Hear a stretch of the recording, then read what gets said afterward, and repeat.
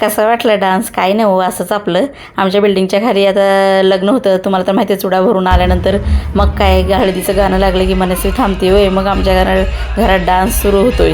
मग डान्सच्या सोबत आता उद्या लग्नाला जायचं होतं. आज हळदी होत्या. मस्तपैकी मनस्वीला हळदी बघायला पण जायचं होतं.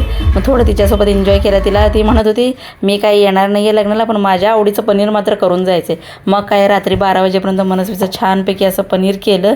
लेकरं खुश तर आपण पण खुश, कारण मनस्वीचं शाळेत रिव्हिजन वगैरे चालू होते ना, त्यामुळे ती म्हणाली मी काही येणार नाही, तुम्ही जावा. मग तिला शाळेत सोडल्यानंतर मग आम्ही दुसऱ्या दिवशी सकाळी गेलो. संध्याकाळी मात्र हळदीला मनस्वीला जायचं होतं.